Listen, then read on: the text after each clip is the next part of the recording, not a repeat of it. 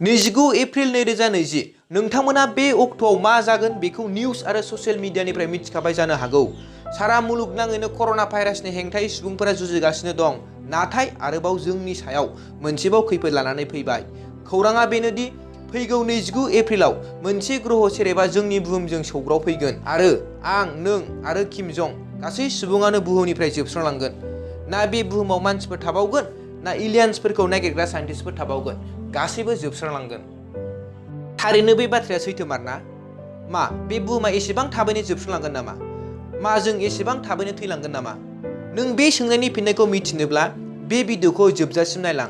खुलुमबाय, आंनि मुङा थमास ब्रह्म। फैदो बिदिब्ला जागायनोसै दिनैनि बे गोदान भिडिअखौ।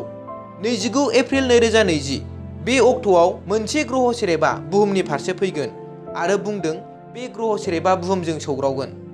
थौदो बिदिब्ला सिगां बै ग्रह सेरेबनि सोमोन्दै मिथिना लानि, जाय माखासे साननि उनाव जोंखौ फोजोबस्रांगोन।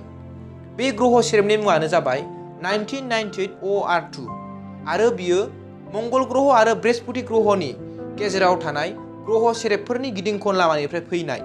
बिनि महरा 2.5 किल'मिटारनिफ्राय 4.1 किल'मिटारनि गेजेराव आरो बेखौ 1998 मायथाइयावनो संखांना दिहुनदोंमोन। आरो नों बेखौ मिथिगौ ना, बे मायथाइनिफ्रायनो साइन्टिस्टफोरा बिनि मुभमेन्टखौ ट्रेक खालामगासिनो दं। बिनि खटिया खमैब्लाबो 54,717 किल'मिटार पार आवार आरो बियो सानखौ खेबसे गिदिंखननो थाखाय 32 बोसोर नांगौ। नासानि सेन्टार फर नियार आर्थ अबजेक्ट स्टाडिज एबा सेनसआ जोबोर नायबिजिरनायनि उनाव बे ग्रह सेरेबखौ बुहुमनि थाखाय पटेन्शियेलि हजार्डास अबजेक्टनि केटेगरियाव दोनदों। नोंथांनो मिथिनो थाखाय खोन्थाना होनि, पटेन्शियेलि हजार्डास अबजेक्टखौ बुंनाय जायो जाय ग्रह सेरेबनि महरआ 150 मिटारनि बांसिन जायो आरो जाय जोंनि बुहुमनि अरबिटनि जोबोद खाथिजों बारलाङो। बे समाव बुहुमनि बोगथाबमा बोलोआ बेबायदि ग्रह सेरेबखौ माब्लाबा गावनि फारसे बोगथाबनो हागौ। अब्ला बे ग्रह सेरेबा बुहुमाव सौग्रावफैनानै गासैखौबो फोजोबस्रांनो हागौ।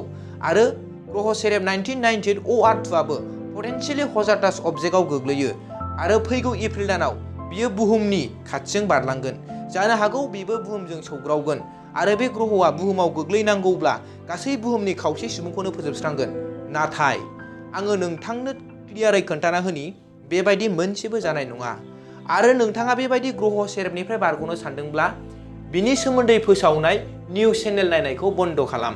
आरो गोबां सुबुङानो बुंदों 1998 OR2 ग्रह सेरेबा जोंनि बुहुमनि खाथिजों बारलांगोन। नाथाय बेसेबां खाथिजों? बेबोथ' सोंनाय सोमजिखाङो। अब्ला खोनासंदो। नासानि नायबिजिरनाय बायदिब्ला मोनसे पटेन्शियेलि हजार्डास अबजेक्ट बेखौ बुंनाय जायो जाय ग्रह सेरेबा बुहुमनिफ्राय 75 लाख किल'मिटार जानथाइजों बारलाङो। नाथाय 1998 OR2 खौ बुंनो थाङोब्ला साइन्टिस्टफोरनि बायदिब्ला बियो जोंनि बुहुमनिफ्राय खमैब्लाबो 62 लाख किल'मिटार जानथाइजों बारलांगोन। रुजुनानै नायोब्ला अखाफोर आरो बुहुमनि गेजेरनि जानथाया 3,84,400 किल'मिटार। थारमाने बे ग्रह सेरेबा जोंनि अखाफोरनिफ्रायबो 20 फान गोजानजों बारलांगोन। अब्ला नों दासिमाव बेखौ बुजिबाय जानांगौ, बे ग्रह सेरेबा नों, आं आरो रावनिबो खर'सायाव गोग्लैनाय नङा आरो इयुनावबो गोग्लैनाय नङा। नोंथाङा मिथिगौ ना, खमैब्लाबो 157 निबो बांसिन ग्रह सेरेबा जोंनि बुहुमनि साखाथिजों बारलांखांबाय, जाय 1 किल'मिटारनिबो लावसिनमोन। नाथाय नायदो, जों दासिमबो गोथाङैनो दङ। आरो बेल' नङा, बेबायदि गोबां ग्रह सेरेबफोरा इयुनावबो जोंनि बुहुमनि साखाथिजों बारलांगोन। अब्ला जों बेफोर गासै बाथ्रानिफ्राय बुजिनो मोनबाय दि 1998 OR2 ग्रह सेरेबा आरो इयुनावबो गोबां ग्रह सेरेबफोरा जोंनि बुहुमाव गोग्लैनाय नङा। आरो नोंथाङा बेबायदि नंखाय फोसावनायाव गब'नो नाङा।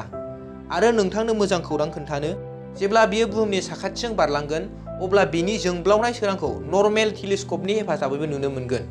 आरो नोंसिनि सोहोर एबा गामियाव बोथोरा मोजांब्ला बेखौ उदां मेगनजों नुनो मोननो हागौ। आरो बेबायदिबो नुवाब्ला बेखौ इउटुबाव लाइभबो नुनो मोनगोन। आरो खायसे चेनेलफोरावबो एडभान्स टेलिस्क'पजों लानाय फुटेजफोरखौ नुनो मोनगोन। आं बेखौ आसा खालामबाय नोंथांमोननि गासै गोसो सिंनि गिनायफोरा एक्साइटमेन्टआव सोलायबाय जानो हागौ आरो नोंथांमोना बे भिडिअखौ लाइक आरो शेयार खालामबाय जानो हागौ। जुदि दासिमबो खालामाखैब्ला गोख्रै लाइक आरो शेयार खालामदो। आरो नोंथाङा बे चेनेलाव गोदानब्ला चेनेलखौ साबस्क्राइब खालामनायजों लोगोसे नटिफिकेसन बेलखौ अन खालाम, जाहाथे आंनि गोदान भिडिअखौ बयनिख्रुइबो सिगांसिन नुग्रोयो। एसेनोसै, गोजोन्थों।